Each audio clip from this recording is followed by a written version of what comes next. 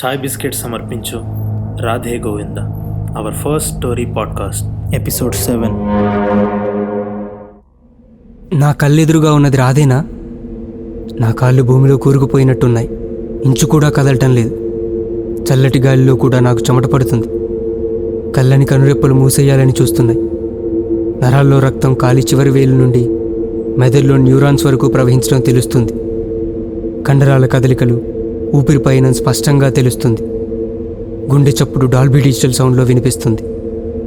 చేతులు వణుకుతున్నాయి. చలికి మాత్రం కాదు. ఎదురుగా ఉన్నది రాధేనా అనే సందేహాన్ని నిరూపణ చేసుకుందామని ఎవరమ్మా అని గట్టిగా అరుద్దాం అనుకున్నాను. కానీ నా వల్ల కాలేదు. హనుమాన్ చాలీసా మనసులో మార్మోగిపోతుంది. జై హనుమాను జ్ఞానగుణ సాగర్ అనుకుంటూ ధైర్యం కూడగట్టుకొని, ఎవరమ్మా? అది నువ్వు నాగేశ్వరరావు బాబాయ్ కూతురు నాగమ్మ కదూ అన్నాను. ఏదో పేరు చెప్పి పిలిస్తే పలుకుతుందని అనుకున్నాను. కానీ ఎదురుగా ఎటువంటి చలనం లేదు. విపరీతమైన భయం కలిగితే శరీరంలో అన్ని భాగాలు అద్భుతంగా పనిచేస్తాయని ఎవరో రాసింది చదివినప్పుడు నేను నమ్మలేదు. కానీ ఇప్పుడు అనుభవం అవుతుంటే నమ్మక తప్పటం లేదు. నా చెవులు ఎంత అద్భుతంగా పనిచేస్తున్నాయంటే దగ్గరలో ఉన్న కొలిమిలో నిప్పు కాలుతున్న శబ్దం దగ్గర నుండి ఎదురుగా ఉన్న రాధకురులు గాలికి కదులుతున్న శబ్దం వరకు అన్నీ అత్యంత స్పష్టంగా వినిపిస్తున్నాయి. ఓ 2 గంటల పైన అక్కడే నిల్చున్నట్టు అనిపించింది. తెల్లారిపోవాలి కదా అని టైం చూశాను. నేనక్కడ నిల్చొని 2 నిమిషాలు కూడా అవ్వలేదు. ఈలోపు కొన్ని వేల కోట్ల ఆలోచనలు నా మనసులో మెదలాడాయి. నేను మాత్రం అరవటం ఆపలేదు. కొద్దిసేపటికి అరవటం ఆపు అన్నట్టుగా చేతిసైగ చేసింది ఎదురుగా ఉన్న అమ్మాయి. నేను వెంటనే ఆపేశాను. గుండె ఇంతకు ముందు కంటే 2 రెట్లు వేగంగా కొట్టుకుంటుంది. తను నా వైపు తిరిగింది. ఆ క్షణంలో ఆ వీధిలో ఉన్న లైట్స్ అన్నీ ఒక్కసారిగా ఆరిపోయాయి. నేను భయంతో కళ్ళు మూసుకున్నాను. తన పరికిణీకి ఉన్న గజ్జల శబ్దాన్ని బట్టి తను నాకు దగ్గరగా వస్తున్నట్టు అర్థమవుతుంది. కళ్ళు తెరిచే ధైర్యం లేదు నాకు. ఎంతో ధైర్యవంతుడిని అనుకున్నాను. కానీ నాలోనూ ఓ పిరికి వెధవ ఉన్నాడని ఆ రోజే తెలిసింది. ఎదురుగా ఉన్నది మనిషో కాదో తెలీదు. కానీ తెలుసుకునే సాహసం చేయలేకపోతున్నాను. ఇంత భయం ఉన్నవాడివి నీకెందుకురా హరిశ్చంద్ర వేదిక గురించిన అన్వేషణ అని నన్ను నేనే తిట్టుకున్నాను. గజ్జల శబ్దం రావటం ఆగిపోయింది. గంధపు వాసన మాత్రం నా ముఖం ఎదురుగా ఉన్నట్టు దట్టంగా వస్తుంది. కనులను మూసి ఉన్న నా చేతులని తాకాయి తన చేతులు. ఎంత చల్లగా ఉందో ఆ స్పర్శ. తను నన్ను తాకిన క్షణం నా ఒంట్లోని భయం ఆవిరైపోయింది. కళ్ళు తెరిచి చూశాను. ఎదురుగా ఓ అమ్మాయి ఉంది. రాత్రి కాస్త తెల్లారిపోయింది. అద్భుతంలా ఉంది ఆ అమ్మాయి. పాలమీగడ రంగు, కారు చీకటి కురులు, చూపు తిప్పుకోలేని కన్నులు, లేత గులాబీ రంగు పెదాలు. ఇలా వర్ణించుకుంటూ పోతే తన అందం పొగట్టానికి తెలుగు భాషలో ఉన్న పదప్రయోగాలు, అలంకారాలు, ప్రాసలు, అతిశయోక్తులు ఏవీ సరిపోవేమో అనిపించింది. ఆకుపచ్చ పరికిణీకి పైన పసుపు పచ్చ ఓణీ వేసుకుని నుదుటిన మెరిసిపోతున్న బొట్టు, కళ్ళకు దిష్టి తగలకుండా కాటుక, మెడకు సువాసన పంచే గంధం, నడుముకు జారిపోతున్న వడ్డాను, చేతులకు ఎర్రగా పండిన గోరింటాకు, 5 అడుగుల 4 అంగుళాల అచ్చ తెలుగు అందం నా ఎదురుగా నిలబడింది. తన చేతిలో ఓ డైరీ ఉంది. నేను గ్రంథాలయంలో వదిలేసి వచ్చిన డైరీ ఈ అమ్మాయి దగ్గరికి ఎలా వచ్చింది? రాత్రిపూట భయంతో కళ్ళు మూసుకొని తెరిచేలోపు ఎలా తెల్లారిపోయింది? అసలు ఎక్కడున్నాను నేను అనుకుని చుట్టూ చూశాను. దిమ్మ తిరిగిపోయింది. నేను గ్రంథాలయంలో ఉన్నాను. అది కూడా ఇందాకటి వరకు ఉన్న గ్రంథాలయం కాదు, అప్పుడే కట్టిన కొత్త గ్రంథాలయం. అక్కడ బల్ల మీద ఉన్న వార్తాపత్రిక ప్రకారం అది 1924 జూలై 12. అంటే రాత్రి ఎదురుగా ఉన్న రాధ నన్ను ముట్టుకోగానే 90 ఏళ్ళు వెనక్కి వచ్చానా? మరో కల కంటున్నానేమోనని నన్ను నేనే కొట్టి చూసుకున్నాను. కల కాదని అర్థమైంది. తననే అడుగుదామని తనని పట్టుకుపోయేలోపు తనే నా వైపుగా నడుచుకుంటూ వచ్చింది. నేను పక్కకి తప్పుకున్నాను. ఏమండి, నేనెక్కడున్నాను? మీరు రాధగారే కదా? రాత్రి నా ఎదురుగా ఉన్నది మీరే కదా? నేను ఇక్కడికి ఎలా వచ్చానో చెప్తారా ప్లీజ్ అంటూ గొంతు చించుకు అరుస్తున్నాను నేను. తనేం మాట్లాడటం లేదు. అదే సమయంలో తన చేతి గాజులు బల్ల మీద నుండి కింద పడబోతుంటే చూసి పట్టుకుందామని చేయి పెట్టాను. గాజులు నా చేతిలో నుండి కింద పడి పగిలిపోయాయి. రాధ పరిగెత్తుకు వచ్చి ఆ పగిలిన ముక్కలేరి కాగితంలో చుట్టి సంచిలో పెట్టుకుంది. తను కూడా నాలో నుండి వెళ్ళింది. ఆ తర్వాత కొద్దిసేపటికి అర్థమయ్యింది. డైరీలో లేని విషయాలేవో చెప్పాలనుకుంటుంది రాధ. అందుకే నన్ను తనతో పాటు ఆ కాలానికి తీసుకొచ్చింది. రాధ తన కుర్చీలో కూర్చొని డైరీ రాసుకుంటుంది. అంతలో వచ్చిన వైద్యుని చూసిన రాధ ఉన్న పలంగా లేచి వెళ్ళిపోయింది. నేను వెళ్లకుండా అలానే నిల్చున్నాను, వైద్యుడు ఏం చేస్తాడో చూద్దామని. కానీ నా ఆధీనంలో లేకుండా నేను నడుస్తున్నాను. అంటే ఇక్కడ జరిగేది ప్రతిదీ నేను చూడగలను, కానీ నన్నెవరూ చూడలేరు. ఈ క్లారిటీ వచ్చేశాక భయం పోయి ఆసక్తి పెరిగింది. ఇలా రావటం బాగుంది, కానీ ఓ చిన్న మెలిక ఉన్నట్టుంది.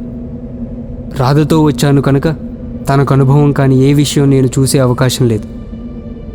రాధ నేను తెలుసుకోవాలి అన్నవి మాత్రమే నేను చూడగలను. ఇదేదో వర్చువల్ సినిమా చూస్తున్నట్టుంది. అంతా దగ్గరుండి చూడొచ్చు, కానీ ఏది ముట్టుకోలేం, ఆపలేం, మార్చలేం. తన డైరీలో రాసిన ప్రతిరోజుని దగ్గరుండి చూశాను. గోవింద్ పట్నం అతనితో గొడవ పడటం, రాధ మీద ప్రేమని చెప్పటం అన్నీ ఎదురుగా ఉండి విన్నాను. రాధే గొప్ప అందగత్తె అనుకుంటే గోవింద్ రాధ కంటే అందంగా ఉన్నాడు. చామన ఛాయ, తీక్షణమైన కళ్ళు, గంభీరమైన స్వరం, గర్వం చూపించే మీసికట్టు, దృఢమైన దేహం, 5 అడుగుల 11 అంగుళాల అచ్చ తెలుగు పౌరుషంలా ఉన్నాడు గోవింద్. వాళ్ళిద్దరి ప్రేమ గురించి చూసి మురిసిపోవటమే తప్ప చెరిగిపోకుండా కాగితంపై రాయలేమనిపించింది. రాధని చూసినప్పుడు గోవింద్ కళ్ళలో మెరుపు చూశాను. గోవింద్ కనపడినప్పుడు రాధ కళ్ళలో నిస్తేజం చూశాను. రాధ కాళ్లకు గజ్జెల పట్టీలు బరువని చెప్పి పట్టీలకు ఉన్న గజ్జెలు తీసేశాడు గోవింద్. కానీ రాధ గజ్జెల శబ్దం ఇష్టమని పరికినీకి చివర తనే స్వయంగా కుట్టాడు. రాధకు నచ్చనివి ఏవి గోవింద్ చేసేవాడు కాదు. రాధ ఇష్టాన్ని ఎప్పుడూ కాదనేవాడు కాదు. అతని ప్రవర్తన, మాట తీరు, చూపులు, నడక చూస్తే రాధ రాసిన దానికంటే ఎన్నో రెట్లు గొప్పవాడిలా అనిపించాడు గోవింద్. డైరీ రాయటం అలవాటు లేకముందు జరిగిన కొన్ని సంఘటనలు, డైరీలో రాయని సంఘటనలు చూశాను నేను. గోవింద్ వైద్యుడికి రాధ వైపు చూడొద్దు అని చెప్పిన తర్వాత రాధ అడిగింది గోవింద్ని, ఏమైంది అని. గోవింద్ ఏం అవ్వలేదని చెప్పాడు. నువ్వేం మాట్లాడావో నేను విన్నాను. అలా చెప్పాల్సిన అవసరం ఏముంది? మనిద్దరికీ ఒకరంటే ఒకరిష్టం కదా. మధ్యలో ఆ వైద్యుడి మనసులో ఏముందో తెలుసుకోకుండా అలా భయపెట్టడం ఎందుకు బావా? రాధమ్మ, కొన్ని విషయాలు నీకు అర్థమవ్వవు. వైద్యుడు ఎందుకు వచ్చాడో నాకు తెలుసు. అతను నీ వైపు ఎలా చూస్తున్నాడో నీకు తెలీదు. నేను అతనికి సలహా మాత్రమే ఇచ్చాను, భయపెట్టలేదు. సలహా ఇచ్చింది మన బంధంపై అనుమానంతో కాదు, అతని ప్రాణంపై గౌరవంతో. ఈరోజు నేను అలా చెప్పకపోతే రేపు వాడు నిన్ను ఇబ్బంది పెట్టినట్టు తెలిసి అతని ప్రాణాలు ఎక్కడ తీస్తానో అన్న భయంతో. మన మనసులో కల్మషం లేనంత మాత్రాన ప్రపంచం అంతా అలానే ఉంటుందనుకోవటం అమాయకత్వం అవుతుంది. గుర్తుంచుకో, అమాయకత్వం అన్ని వేళలా మంచిది కాదు. రాధ వాళ్ళ తాతకు ఆరోగ్యం బాగాలేనప్పుడు వచ్చిన మేనత్త చుట్టాలతో గోవింద్ మాట్లాడుతున్న రోజు.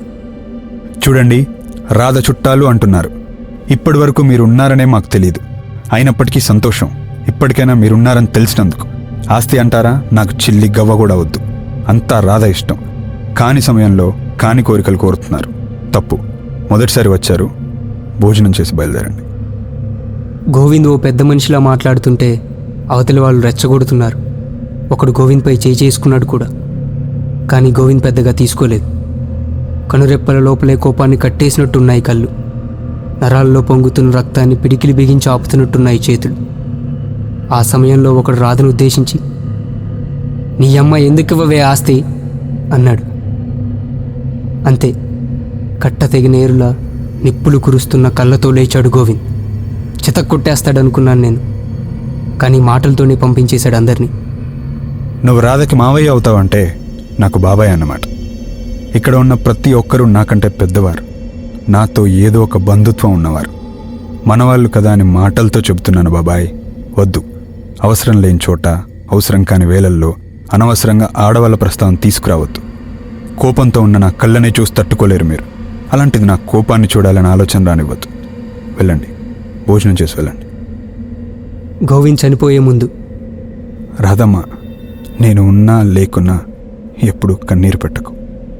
అమ్మ దగ్గరికి వెళ్తున్న ఆనందం కన్నా అమ్మకు ఇచ్చిన మాట నిలబెట్టుకోలేకపోతున్నాను అనే బాధే ఎక్కువ ఉంది. చివరి వరకు తోడుగా ఉండలేకపోతున్నాను. నన్ను క్షమించు. గోవింద్ని చూస్తే తప్ప అతని గొప్పతనం అర్థమవ్వదనిపించింది. ఆ రోజుల్లోనే కాదు, ఏ రోజుల్లోనూ అంతటి స్పష్టత ఉన్న మనిషి ఉండకపోవచ్చు. గోవింద్ లాంటి ఉన్నత వ్యక్తిత్వం ఉన్న మనుషులు పుట్టడం చాలా అరుదు. రాధకు గోవింద్ దొరకటం దేవుడు ఆమెకు చెప్పకుండా ఇచ్చిన వరమేమో. రాధ వాళ్ళ తాత దహనం హరిశ్చంద్ర వేదికలో చేస్తున్న రోజు. తాతని దహనం చేసేప్పటికి అక్కడ చాలా సమాధులున్నాయి. మధ్యాహ్నం 3ంటికి దహనం మొదలెట్టారు. అది పూర్తయ్యేప్పటికి సాయంత్రం 6 దాటింది. అప్పటికే అక్కడ వింత శబ్దాలు వినిపిస్తున్నాయి. దాదాపు మధ్యాహ్నం వచ్చిన వాళ్ళందరూ వెళ్ళిపోయారు. రాధ, గోవింద్, కాటికాపరి తప్ప ఇంకెవరూ లేరు. ఒక్కసారిగా చాలా చల్లగా అయిపోయింది. రాధమోహంలో ఏదో మార్పు. గాలి రాకున్నా రాధకురులు ఎగురుతున్నాయి. కళ్ళు పెద్దగా అవుతున్నాయి.